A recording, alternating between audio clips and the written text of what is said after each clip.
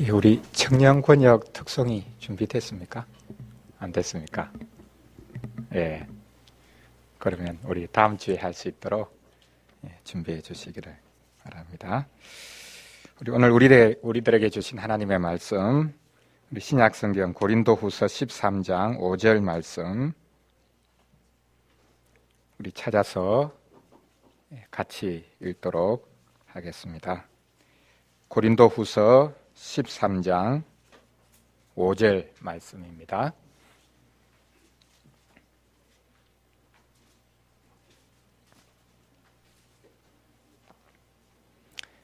우리 같이 한 목소리로 읽겠습니다. 너희는 믿음 안에 있는가? 너희 자신을 시험하고 너희 자신을 확정하라. 예수 그리스도께서 너희 안에 계신 줄을 너희가 스스로 알지 못하느냐? 그렇지 않으면 너희는 버림받은 자니라. 아멘. 이 시간 김진영 목사님 나오셔서 시험하고 확정하라 라는 제목으로 우리에게 귀한 하나님의 은혜의 복음 전해 주시겠습니다.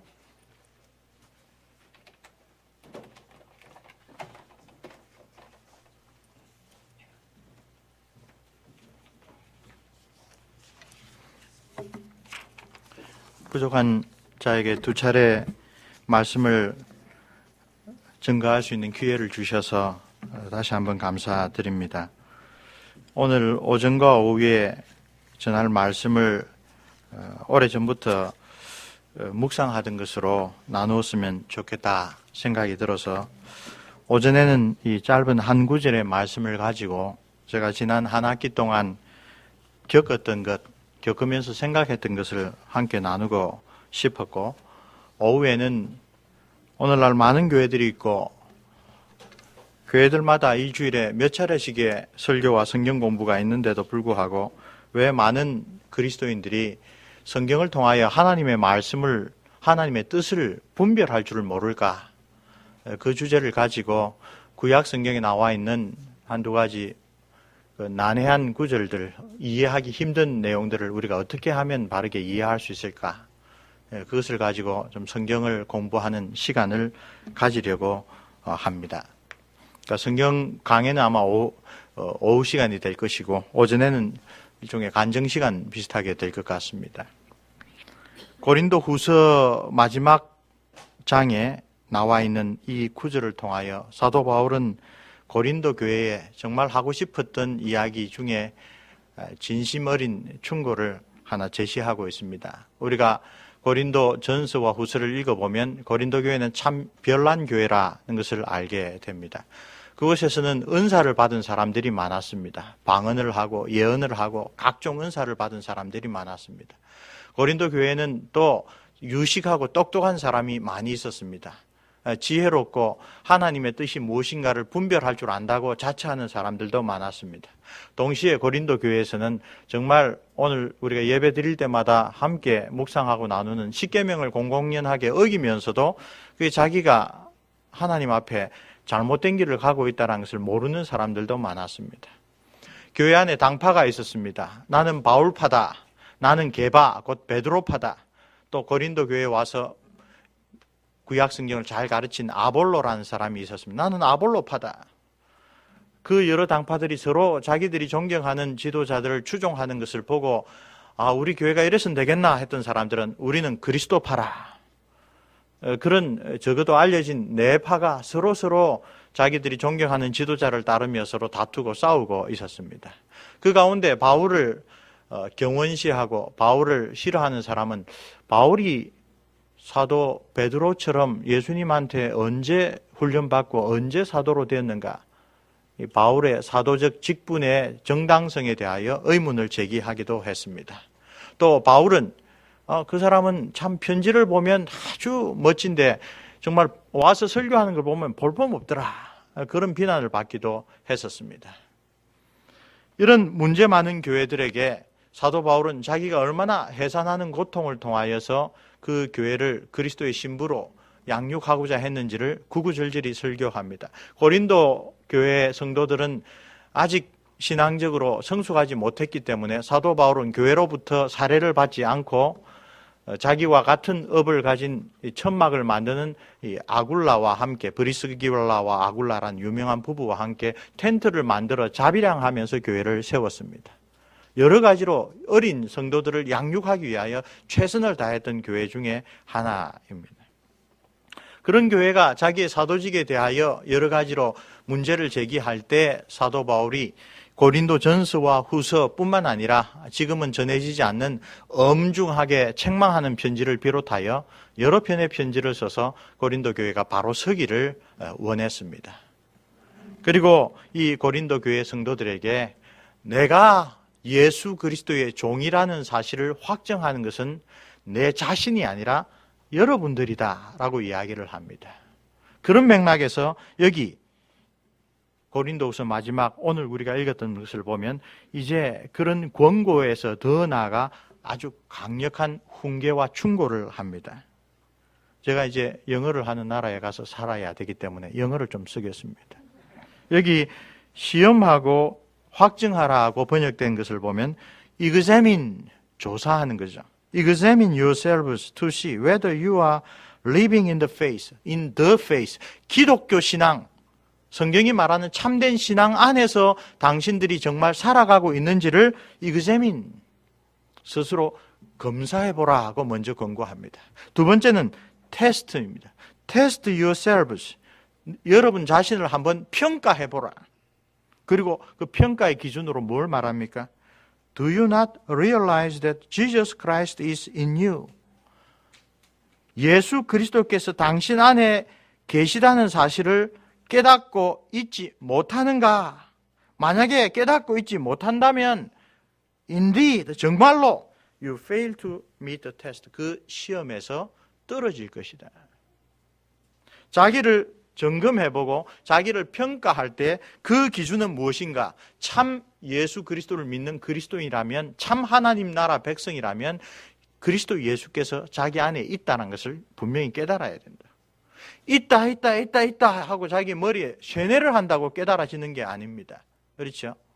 사도 바울이 고린도 전서와 후서 자기가 보낸 모든 편지에서 그리스도께서 내 속에 계시다라는 것을 내가 깨달을 수 있는 것은 그 분명합니다. 내가 예수 그리스도를 얼마나 닮아가고 있는가. 내 스스로는 할 수 없는 일을 성령께서 내 속에서 이루어가고 계시는가. 그래서 내가 처음 믿을 때와 믿은 지 10년 지나고 20년 지나고 지금 이 순간과 앞으로 5년, 10년 후가 달라져 있는가. 어떻게 해야 예수 그리스도를 닮아가는 그런 분명한 증거가 있느냐. 그리스도께서 당신 안에 계시다는 것을 깨닫고 있느냐. 만약에 그렇지 못하다면 당신은 하나님께서 평가하시는 그 시험과 그 테스트에 결코 합격하지 못할 것입니다. 이것이 이 한 구절 안에 들어가 있는 고린도 교회 성도들뿐만 아니라 모든 시대의 그리스도인들, 오늘 우리에게까지도 주시는 사도를 통하여 예수께서 아주 엄중하게 우리에게 물어보시는 그런 내용입니다. 이런 내용을 지난 한 학기 동안 저 자신에게 한번 비추어 봤습니다. 많은 일이 있었지만 특별히 돌아볼 때에 공항에서 경험했던 두 가지 사건이 겹치게 됩니다. 7월 2일 날 인천공항에 도착했습니다. 저녁에 돌아올 때는 그렇게 짐이 많지 않았고 제 좌석이 비교적 앞쪽에 있었기 때문에 일찍 내렸습니다. 그리고 입국 심사대를 쉽게 통과하여서 수화물을 찾는데 왔습니다. 아직 승객들이 내리지 못한 사람들이 많이 있었는데 제가 좀 빨리 나온 편입니다. 짐이 하나씩 나오기 시작합니다. 근데 제 옆에 있던 어떤 남자분이 짐을 기다리다가 아마 급한 일이 있었던 모양입니다. Priority라고 적혀있는 표지에 아시아나 승무원들의 짐이 먼저 나오는 것을 보고 그분이 저러니까 아시아나가 부도가 나지 하면서 아주 상스러운 욕을 하기 시작했습니다. 그 사람들 들으려고. 주위에 있는 모든 사람들이 좀 아연해서 놀라서 그 사람을 쳐다봤습니다. 시선을 느꼈던지 그 사람이 이렇게 아주 퉁명스럽게 이야기를 합니다. 나는 내가 한 말에 대해서 법적으로 책임질 수 있습니다. 아무도 그 사람에게 그 말에 대해서 법적으로 책임지라고 이야기하지도 않았습니다.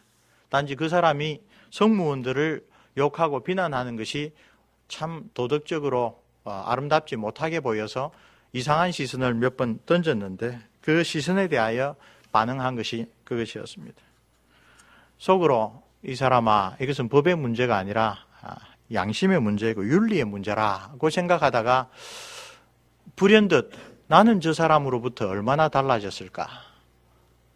그 사람이 교회를 다니는 사람인지 아닌지는 모르겠지만 나는 예수를 믿고 목사가 되었고 신학 박사가 되었는데 저 사람과 얼마나 달라졌을까? 예수 그리스도께서 내 안에 계셔서 내 주위에 내 옆에 있는 사람들에게 내가 얼마나 그리스도의 향기를 풍기는 사람이 되었을까를 돌아보게 되었습니다. 그러다가 다른 공항에서 곧 시드니 공항에서 일어난 사건을 곧 떠올리게 되었습니다.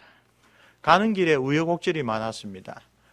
동경의 나리타 공항을 경유하여 가는 길이었는데 저녁에 시드니로 가는 콴타스 항공이 이륙하기 위하여 전력 질주하다가 중간에 서버렸습니다. 오른쪽 엔진이 꺼져버렸습니다. 2시간을 넘게 비행기에 타고 있으면서 고치려고 했는데 고치지 못한다라는 결론이 나서 그 밤에 모두 다 300, 400명이 넘는 승객들이 내려서 일본에 임시 입국 비자를 받고 지문을 찍고 갑니다. 군대 갔다 오신 남자분들은 공감하시겠는데 인생은 줄을 잘 서야 됩니다. 줄을 섰는데 좀 짧은 줄이라고 갖다 섰는데 동경에 있는 호텔로 가는 게 아니라 1시간 넘게 떨어져 있는 치바에 있는 호텔로 배정을 받았습니다. 몰랐습니다. 번호에 안 나와 있어서. 12시, 1시쯤 되니까 동경에 배정받은 사람들은 다 버스편으로 들어갔는데 이 치바에 가는 한 100명이 넘는 사람들은 공항에서 2시가 지나도 아무런 소식이 없는 2시 반이 지나서 3시까지 다가왔습니다. 그때 참다 못해서 일본 승무원에게 한번 물었습니다. 우린 여기 좀 버려져 있는 건 아닙니까? 그리고 한 30분이 못 되어서 드디어 교통편이 왔는데 보니까 그 새벽 3시가 넘어서 택시기사들을 어떻게 불러가지고 남아있는 사람들을 태우고 1시간 걸리는 치바로 보낸 것입니다. 그 승무원들이 얼마나 승객들 이상으로 조마조마했을까? 갑자기 비행기가 결항이 되고 호텔 다 사람 수만큼 예약을 해야 되고 가족은 가족끼리 개인은 개인끼리 다 분류를 해야 되고 교통편을 그때 밤에 3시가 넘어서 다 교통편을 다 마련해야 되고 입국 수속 일본 입국 수속 하느라고 법무부하고 이야기를 해야 돼요. 이 사람들이 와서 친절하게 위로하고 뭐 이런 것이 부족해서 좀 화가 났지만 이 사람들이 얼마나 그 밤에 자기들의 일을 다 하려고 사실은 예상 밖의 일을 다 하려고 노력하고 애썼던가. 내가 왜 참지 못하고 그 한마디를 했던가? 내가 인내하고 내가 참는 정도가 요 정도밖에 안 되는가? 그 다음에는 더 우연한 일들이 겹치기 시작하여 놀라운 경험을 하게 되었습니다. 항공기는 결국 쓰지 못하고 다른 항공기로 대체했는데 편명이 똑같았습니다. 그 다음날 새벽에 시드니 공항에 도착했는데 마중 나오기로 하신 70세 되신 노 교수님께서 조금 늦게 도착하셨어요. 저는 역시 그곳에서도 일찍 나와서 기다리고 있었는데 시드니로 입국한 저도 전화번호를 해지하여서 아무런 연락수단이 없었고 이 70살 되신 노 교수님도 평생 핸드폰은 쓰지 않는 주의였습니다. 왔는데 벌써 시간이 지나니까 이 교수님이 당황하셨습니다. 그런데 1시간 후에 똑같은 편명이 다른 출구로 도착했다는 연락이 왔습니다. 그러니까 비행기가 결항되자 똑같은 편명 뒤에 D자 딜레이를 붙여서 똑같은 편명이 1시간 간격으로 2번 도착한 겁니다. 이 교수님은 그걸 보고 다른 게이트로 가 계셨습니다. 저는 좀 늦으실 수도 있지. 시드니는 큰 도시니까 기다리다가 우연히 또 보니까 1시간 후에 또 다른 게이트에 같은 편명이 있는 걸 보고 그리로 옮겼습니다. 그 교수님 그 사이에 다른 데로 옮기셨습니다. 그렇게 3시간 반을 기다리다가 공중전화로 그때 유일하게 가지고 있었던 명함이 제가 섬기는 학교의 그 총장님 여자분 독신 여자분인데 그 총장님 번호밖에 없었습니다. 공중전화로 전화를 하고 한국인 직원을 찾아서 보니까 벌써 3시간 반 전에 나가 계신다고. 틀림없이 계실 테니까 찾으라고. 그때서야 그렇게 넓지도 않은 시드니 공항 청사를 다니면서 찾아서 결국 김진흥이라는 이름을 들고 계신 이 노 교수님, 교수라고 보기에는 너무나 그 순박한 시골 할아버지 같은 분을 찾게 되었습니다. 가는 길에 차 안에서 서로 이제 인사를 나누게 되었습니다. 35년 전에 시드니로 가셔서 35년 동안 목회를 하시고 은퇴하신 목사님이셨습니다. 알고 보니까 대단한 분이었습니다. 갈 때는 처음에는 한 교회에서 10년 이상 목회했으니까 우리 목사 업계에서 이 불문율입니다. 한 교회에서 10년 이상 목회한 분에게는 무조건 모자를 벗고 인사를 드려야 된다. 온갖 일을 다 경험하고 참으신 분이니까. 알고 보니까 저희 형님이 출생하던 63년에 형님이 나오신 연세대 철학과에 들어가셨고, 나오고 난 다음에 장신대를 나오셔서 목사가 되신 분입니다. 본래 일제시대 때 우리 고신과 마찬가지로 신사참배하지 않은 순장 출신이었는데, 너무 하나님 말씀을 윽박지르듯 가르치는 순장 분위기에 좀 반발을 하여 통합측 장신으로 공부하신 독특한 이력을 가지신 분이고, 저하고 이름이 비슷한 김진홍 목사님, 갈릴리 교회의 임명진 목사님과 함께 예전에 시국 사건 할 때 그 세 명이 함께 구속되었는데 대표로 선언문을 쓰신 엘리트 중에 엘리트고, 김진홍 목사님, 임명진 목사님도 이 홍길봉 목사님에게는 꼼짝을 못합니다. 그 중에 아주 도덕적으로 가장 뛰어나고 리더가 되시니까. 시드니 이민사회에서 정말 엄청난 도덕적인 권위를 가지고 계신 분이라 지금 시작한 이제 4년밖에 되지 않은 학교에 든든한 버팀목으로 젊은 사람들 일 잘하도록 부학장이 되어서 봉사하고 계신 분이었습니다. 나중에 들었습니다. 저한테 직접 이야기는 하시지 아니하시고요. 나중에서 앞으로 다른 교수들에게 하신 이야기가, 앞으로 공항에 나가서 방문하는 교수들 맞이하는 것은 내가 해야 되겠다. 이렇게 3시간, 4시간 기다리는 이런 일이 벌어지는데 이 젊은 교수들 할 일이 참 많은데 와가지고 이런 일이 생기면 어떻게 할까? 그래서 내가 앞으로 그것을 전담하겠다라고 이 학장과 다른 교수들에게 이야기했다는 것을 며칠 후에나 들었습니다. 70이 넘어서 한국이나 외국에서, 시드니도 마찬가지지만 이름 있고 존경받아 마땅한 목사님 가운데 이런 인품을 가진 분을 만나기가 참 쉽지 않았습니다. 그리고 오늘 이 말씀을 그 목사님과 관련하여 또 여러 차례 생각을 하게 됩니다. 네 안에 그리스도 예수가 있는지 확인해보라. 그리스도 예수 안에서 신앙생활을 하고 자라면 70이 되어서 그분이 이 새파랗게 후배인 제가 4시간 동안 열심히 찾지 않고 공항에 있은 동안에 제 속이 탄 것보다 몇 배가 안 탔겠어요?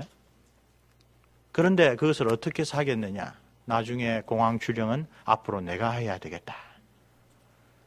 그리스도 예수께서 그 속에 계시니까 화가 나고 이해하지 못하고 힘든 일을 겪었을 때 자기의 생각과 이 사람들, 이 세상의 기준이 아니라 예수 그리스도라면 어떻게 했을까라는 생각을 하셨던 것입니다.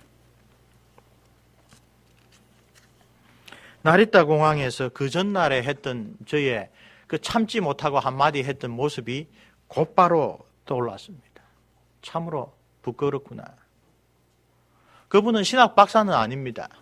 아주 옛날 시절에 참 공부 많이 하시고 제대로 하신 인텔리이시지만, 그러나 저는 교회의 은혜로 신학 박사까지 되었습니다. 그러나 신학 박사로서 내가 가지고 있는 지식이 그리스도 예수께서 네 안에 계신지를 다시 한번 돌아보는 일에 있어서는 이 홍길봉 목사님이라는 분하고 비교할 때 형편없구나. 그리고 난 다음에 그분에 대해서 관심이 생겼고, 또 학장님의 배려로 그 홍길봉 목사님의 부학장실에, 아직 학교가 지금 점점 발전하는 중이라 연구실이 부족하여서 홍길봉 목사님의 부학장실에서 책상을 마주하고 함께 사귀게 되었습니다. 그런 가운데 이분에 대하여 이분이 이민사회에서 가지고 있던 그 비중과 그동안의 목회 사역, 여러 가지 것들을 배우면서 점점 관심이 생겨서 이분의 설교집을 매일 저녁에 한 편씩 읽고 깨닫게 해주시는 주제에 따라 기도를 하기로 했었습니다.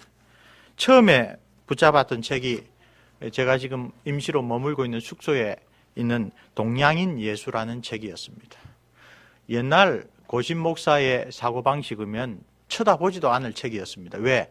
동양인 예수라. 이 제목이 벌써 불온하게 여겨집니다. 그림을 보니까 예수님이 갓을 쓰고 도포를 입고 팔레트에 일하는 사람들에게 이야기를 하고 있습니다. 이 사람이 참 성품은 좋으신데 장신에 보면 장로교 신학교에는 우리와 같은 보수적인 신학을 가진 사람이 절반 있고 상당히 자유로운 신학을 가진 사람이 절반이 있습니다. 그래서 이쪽 계통이 아닌가. 그러나 직접 보고 경험한 바가 있어서 사람의 외모를 보고 판단하지 말고 한번 읽어보자. 한 편씩 읽게 되었습니다. 그 가운데 제가 가장 부족했던 것 중에 하나를 너무나 분명하게 찔러주는 것이 있었습니다. 목자로서의 마음이라. 이분은 시드니에 이민한 이래로 35년 동안 이민자들의 삶에 대하여 정말 깊이 있게 천착했습니다. 자기가 양육하는 양떼들이 가지고 있는 삶의 고민들, 일상에서의 문제들, 이런 것을 붙잡고 기도하고 그 문제를 성경 안에서 풀기 위하여 답을 찾고 그것으로 설교를 한 내용들이 설교집에 오롯이 새겨져 있었습니다.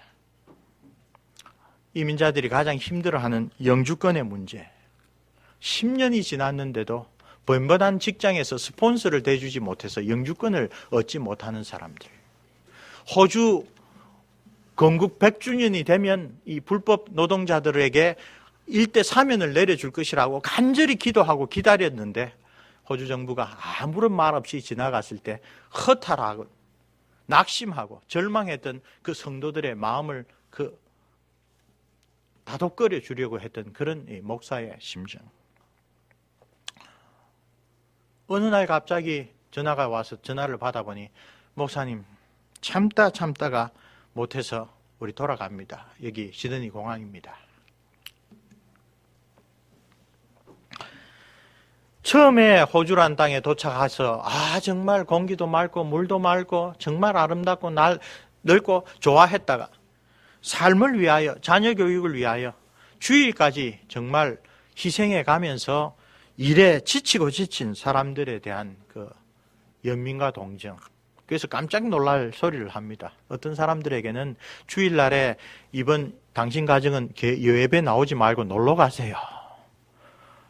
한 달 내내 예배 드리기도 힘들 정도로 밤늦게까지 일하는 그 가정에게는 차라리 이번 주일은 저 놀러 가서 가족끼리 예배 드리세요 라고 하는, 그렇게 말을 해야 되는 그런 목사의 심정. 한국에서 건너와서 성도들 새벽기도 안 온다고 막 꾸중하는 가운데 집사가 하나가 설교 중에 일어나가, 목사님 당신은 토요일 밤 지나서 12시 지나서 2시까지 청소하고 주일 아침 새벽기도 올 수 있습니까? 그렇게 물어보는 이민자의 삶의 정황에 대한 그 목사의 절절한 마음. 지금 호주는 백호주의를 포기하고 백인들만 우대하는 사회를 포기하고 멀티컬처, 여러 종족들을 뒷받침하는 그런 정책으로 바꿨습니다. 그러니까 제가 일하는 학교에 여러 학교 가운데 한인 신학교에서 코리안 스쿨 오브 시올로지에서 한국어로 가르치고 한국어로 시험을 쳐도 호주 정부가 학위를 주는 그런 것까지 시작을 하게 되었지만, 그러나 그곳에서 아무리 뛰어나게 살아도 동양인이 그 사회의 주류에 들어가는 것은 정말로 힘든 그런 현실들. 이런 삶의 어려움들을 붙잡고 35년간 설교했던 이 목회자의 심정을 한 편 한 편 읽으면서 배우게 되었고, 하나님의 말씀을 바르게 아는 것과 그 말씀에 따라 살아가는 것이 어느 하나가 결함이 있어서는 제대로 된 하나님의 말씀의 종이 되기 힘들구나. 여러 가지로 의견이 다른 것이 적지 않지만, 그러나 영감된 하나님의 말씀, 이 성경이야말로 정말 우리의 삶에 정말 중요한 기초다라는 그런 확신 가운데 점점 더 그분과 깊이 있는 교제를 나누게 되었습니다. 설교집을 읽는 가운데 여러 가지 하나님께서 많이 깨우쳐 주셨지만 그 가운데 특별히 저에게 회개하라고 반성하라고 깨우쳐 주신 것이 기도에 관한 내용이었습니다. 정말 삶이 무너져버린 이민자의 현실을 목회하면서 목사가 어떨 때 해줄 수 있는 말은 기도하겠습니다 라는 그 말밖에 없을 때가 있습니다. 그런데 이 목사님은 기도하겠습니다 라는 이 말이 결코 소극적이고 최소한의 그런 방책이 아니라 최대한이고 가장 적극적인 도움이다 라고 아주 강조하여 말합니다. 왜요? 우리를 돌아보시고 우리의 기도를 들어주시는 분은 누구십니까? 우리가 매주 고백하듯이 천지를 지으신 창조주 하나님이시기 때문에 우리의 기도는 우리가 다른 사람을 위하여 기도하는 것은 최소한의 수단도 가장 소극적인 방법도 아니라 최대한의 수단이고 가장 힘 있는 방법이다라고 아주 분명하게 이야기를 해주셔서 제가 크게 회개하고 반성을 하게 되었습니다.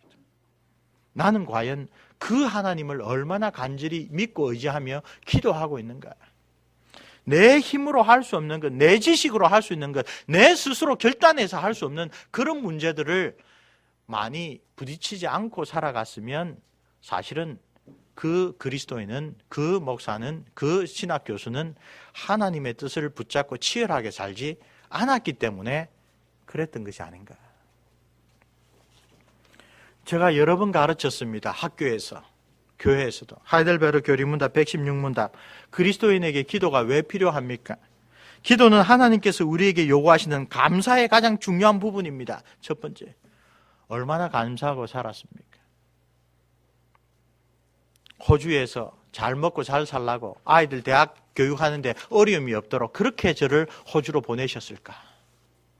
다른 동료 교수들이 많이 부러워하고 축하하는데 그것을 참 마음속으로 우쭐하면서 즐기면서도 과연 하나님께서 나의 삶을 인도하시는 과정마다 나는 과연 얼마나 하나님 앞에 감사드렸을까? 하나님께서 왜 내 삶을 이렇게 인도하시고 이끌어 오시는 것에 대하여 얼마나 감사했을까? 어제 우연히 신문을 보니까 아내가 불치병에 걸려서 꼼짝 못하고 누워있고 먹는 거 대소변도 다 받아야 되고 병원비 때문에 자녀들 교육도 못 시켜야 되는 그때마다 마귀가 그냥 아픈 사람 포기하고 자녀들이라도 키워야지. 주위의 모든 사람들이 한 3, 4년 지나니까 그렇게 이야기하는 것 가운데. 그러나 그래서는 안 되지. 기도했다가 기적을 경험한 사람들의 수기를 보았습니다. 얼마나 우리는 그런 우리가 생각하기에는 견딜 수 없는 환경 가운데 있으면서도 하나님을 의지하고 기도했던 사람들에 비하여 누리고 있는 것에 대하여 감사했던 거예요. 기도하면서 그 시드니 하늘 아래에서 기도하면서 정말 하나님께서 섭리 가운데 나를 인도하신 것에 대하여 얼마나 감사하고 살았는가. 또한 하나님께서는 그의 은혜와 성신을 오직 단식하는 마음으로 쉬지 않고 구하고 그것에 대하여 감사하는 사람에게만 주시기 때문에 그리스도인들에게 기도가 필요하다고 합니다. 나는 얼마나 단식하는 마음으로 쉬지 않고 하나님 은혜를 내려주십시오. 성령을 내려주십시오. 그렇게 기도했는가. 다시 반복하겠는데 내가 그렇게 단식하는 마음으로 간절히 간구하지 않은 것은 그렇게 기도하지 않아도 그냥 막 이 세상 살아갈 것 같았기 때문에 그렇습니다. 대부분은 이 사회 시스템 안에서 믿는 자와 믿지 않는 자가 살아가는 게 다르지 않은 것 같습니다. 우리 주님께서 말씀하시고 경고하신 대로 돈만 있으면 거의 모든 문제는 쉽게 해결되는 것 같았습니다. 돈이 문제지 기도가 문제가 아니라 그런 것 때문에 우리가 단식하는 마음으로 간절히 쉬지 않고 하나님 은혜를 내려주십시오. 하나님 성령을 내려주십시오. 그러지 않고 살았습니다. 새벽기도 열심히 하는 사람들 몇몇 잘못된 예를 보고 저 봐라 새벽기도 저렇게 열심히 하는데도 교회를 어지럽히고 안 믿는 사람과 다를 바 없이 살아가고 그런 것을 보고 속으로 비웃고 그렇게 살아갔습니다. 감사 위하여서 기도해야 된다. 은혜와 성령을 구하기 위하여 받기 위하여 간절히 기도해야 돼. 이 두 가지 모두에서 내가 얼마나 하나님 앞에 헛되게 살았는가. 하나님이 주신 은혜를 얼마나 망실하고 살았는가. 정말 기도해야 될 사람들을 위하여 얼마나 무릎 꿇고 기도해야 되는가. 뼈저린 반성과 후회와 회개를 하지 않을 수가 없었습니다. 그럼에도 불구하고 참 깨닫는 것과 실제로 무릎 꿇는 게 얼마나 다른지를 또한 아주 처절하게 경험합니다. 일어서서 일하고 있을 때, 걸어 다닐 때, 산책할 때와 무릎 꿇고 하나님 앞에 엎드릴 때 사람 마음이 그렇게 왔다 갔다 변합니다. 정말 사도 바울이 말한 대로 참된 그리스도의 심령 안에는 마귀와 예수 그리스도께서 우리의 옛사람과 새사람을 각각 붙들고 끊임없이 전투를 벌입니다. 끊임없이 전쟁을 일으킵니다. 그런 전쟁이 없을 때 두 가지 중에 하나입니다. 완전히 주님 앞으로 가 있든지 아니면 내가 내 속에 그리스도 예수께서 정말 계신지 살펴봐야 되는데 살펴보지 않고 살고 있든지. 은퇴한 다음에도 매주 새벽 기도에 가서 온 세계를 위하여 기도하는 이 홍길복 교수를 매일 앞에 두고 돌아봅니다. 하나님은 우리가 어떤 마음으로 기도하기를 원하시는가? 하나님은 우리가 어떤 마음으로 살아가기를 원하시는가? 첫 번째 만나서 차를 타고 오는 길에 한번 물어봤습니다. 우리 가족의 관심사기도 해서, 목사님 여기서 35년 사셨는데 시드니에서 싸고 좋은 집이 없습니까? 두 가지 이야기를 하십니다. 제가 꼭 존칭을 쓰십니다. 제가 여기서 35년을 살았는데 그 사이에 깨달은 게 두 가지가 있습니다. 하나는 하나님은 살아계신다. 둘째, 자본주의 사회에서 싸고 좋은 것은 없다.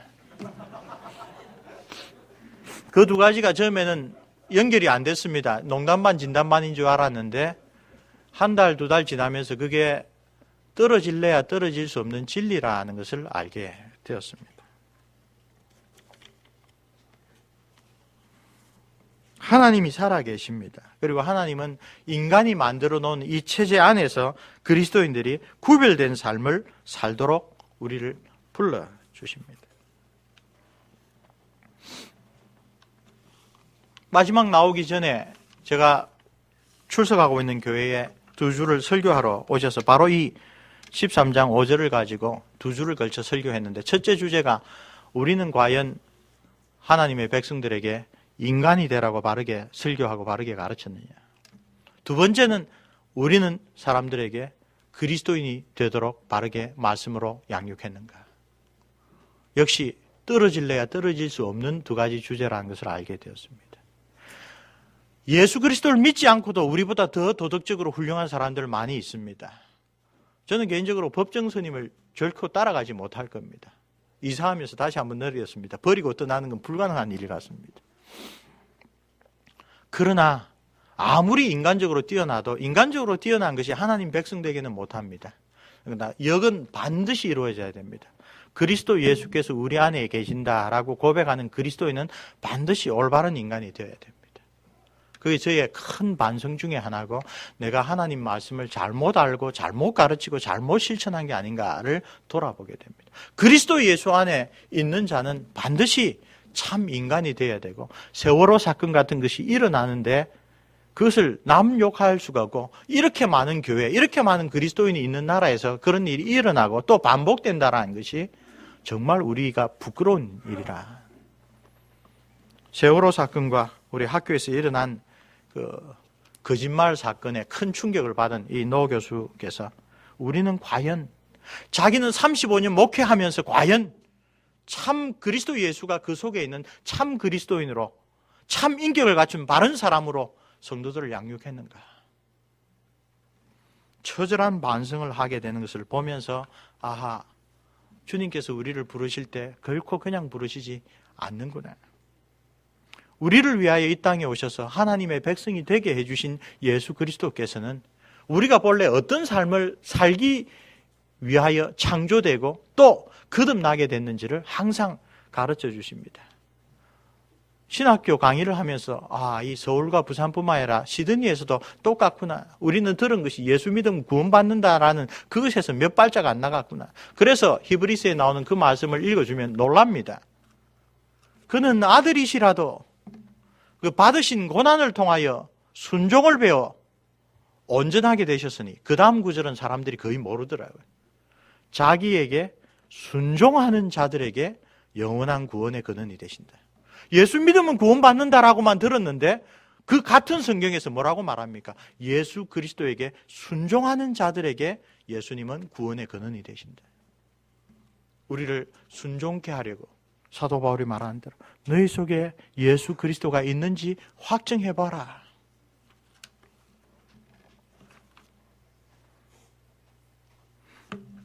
하나님은 살아계신다라는 그 말씀을 계속 마음에 품고 있으면서 제가 기도할 때마다 설교를 통하여 배우고 깨우쳐 주시는 대로 회개하게 된 것이 그 살아계신 하나님은 거룩하시다라는 것을 다시 깊이 깨달았습니다. 역시 제가 많이 가르쳤습니다. 부끄럽게도. 하나님은 빛이십니다.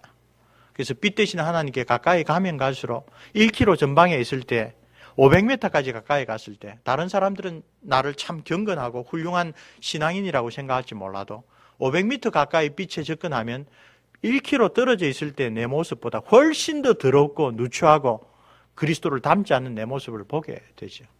그게 기독교 신앙의 역설이라고, 패러독스라고. 하나님 앞에 가까이 가면 갈수록 우리는 낮아지고 우리는 엎드리고 회개할 수밖에 없다. 하나님께서 이런 앞뒤 안 맞는 저를 사랑하신다는 것을 함께 느꼈습니다. 왜? 하나님 쓰시기 위해서는 거룩하지 않은 모습을 그대로 두시지 않는구나. 반드시 치시는구나. 교만했던 거. 교만하니까 기도를 안 하는 거죠. 내 힘으로 살 수 있다고. 이런 시스템 안에서 그냥 돌아가는 데 살 수 있다고. 믿는 사람에 믿지 않은 사람에 큰 차이 없다고. 나태하기 때문에 기도 안 하죠. 나태했던 거. 또 기도를 막는 게 뭡니까? 하나님이 기뻐하지 않은 줄 알면서도 마음속에 은근히 두고 있는 죄가 그 죄를 즐기기 위해서 기도 안 합니다. 교만한 것, 나태한 것, 마음속에 숨기고 있는 죄악들. 근데 하나님께서 정말 자기 백성으로 부르시는 자들은 그걸 그대로 두지 않구나. 하나님은 살아계시구나. 그리고 살아계신 하나님은 거룩하신 하나님이구나. 거룩하신 하나님 앞에 대강대강 나가는, 오늘날 많은 교회에서 가르치는 그 대강대강 거룩하신 하나님 앞에 나가는 길은 없구나. 앞으로 제 인생이 어떻게 갈지 모릅니다. 그러나 저나 여러분이나 이 말씀 앞에 붙들려 살고 있습니다. 너희는 믿음 안에 있는가? 너희 자신을 시험하고 너희 자신을 확증하라. 예수 그리스도께서 너희 안에 계신 줄을 너희가 스스로 알지 못하느냐? 그렇지 않으면 너희는 버림받은 자니라.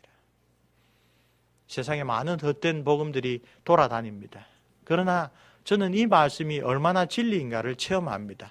제 앞에 순적하고 좋은 일만 벌어지는 게 하나님의 축복이 아니라 제 속에 남아있는 죄악과 나태함과 교만함과 더러운 것들을 하나님께서 아프게 끊어내실 때, 아, 하나님께서 나를 부르고 계시구나. 하나님께서 나를 생명의 길로 인도하시는구나를 깨닫게 되는 것입니다. 우리 사랑하는 온생명교회 모든 성도들이 그런 거룩하시고 살아계신 하나님 앞에 함께 한 걸음 한 걸음 회개하며 하나님의 위로를 구하며 기도하며 나아가기를 주님의 이름으로 축원합니다. 기도하겠습니다.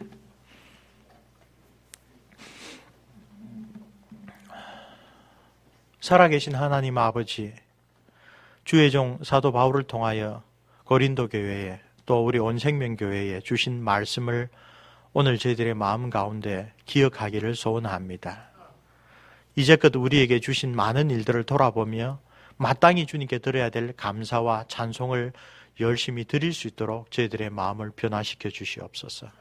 이제부터 주님, 이 개혁주의 신앙을 가지고 주님 앞에 나가서 바르게 서려고 하는 우리 온생명교회 모든 가족들, 우리에게 주시는 언약의 자녀들의 마음 가운데 하나님 아버지, 거룩하신 하나님, 살아계신 하나님, 그 하나님을 굳게 바라볼 수 있는 믿음을 갖게 하시고 보혜사 성령께서 우리 마음 가운데 오셔서 우리를 예수 그리스도를 닮아가는 참 그리스도인으로 날마다 변화시켜 주시는 놀라운 은혜의 역사를 체험할 수 있도록 도와주시옵소서.